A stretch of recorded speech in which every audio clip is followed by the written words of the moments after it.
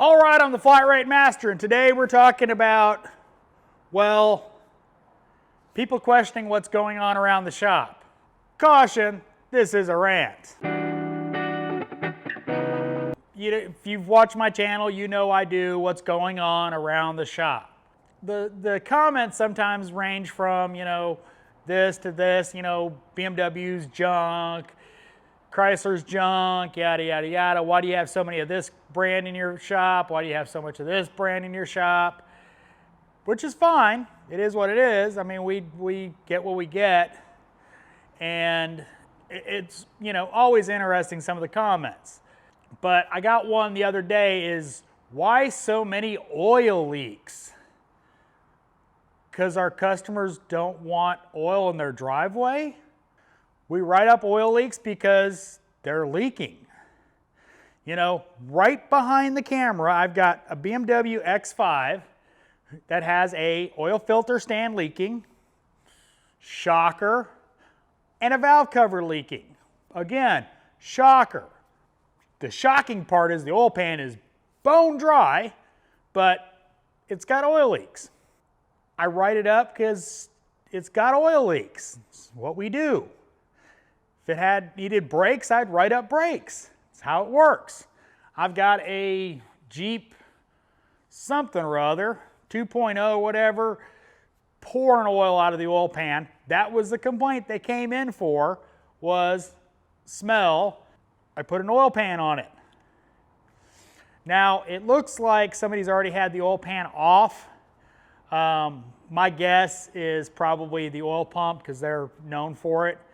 But no drivability complaints, no check engine light, just an oil complaint. So it got an oil pan. And it originally wasn't supposed to get an oil pan, it was just supposed to get resealed, but it was leaking badly, but yet did not want to come off. And I wound up bending the steel pan, and the new pans are cheap enough that I was like, we're just putting a pan on it. So the front will work out the monetary stuff, but I wasn't having to come back for a bent pan trying to straighten it. So, but it was a mother getting off. I always love that. It's leaking like a sieve. I mean, dripping. Get it all back together, and yeah, we'll see tomorrow because I'm letting the RTV cure. But I had another one yesterday with a check engine light. I'll pop the picture up on the screen. Check engine light was for an oil pressure sensor. Well, I pulled it in.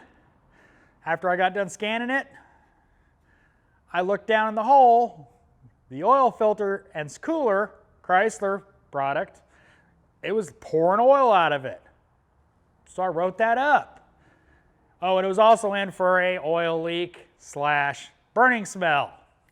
Different areas have different types of clientele.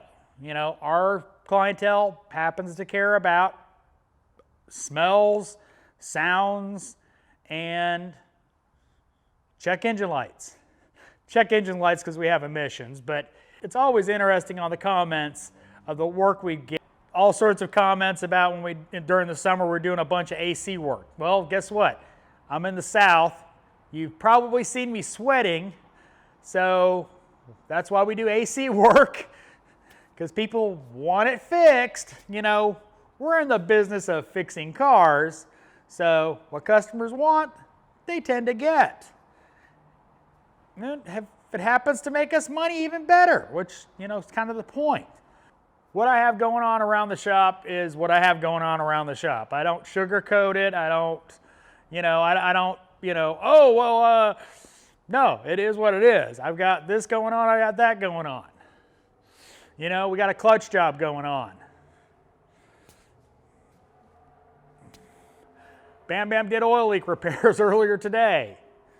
It is what it is, and I don't understand why somebody goes after what I've got going on in the shop just because it's different than what you got going on in the shop.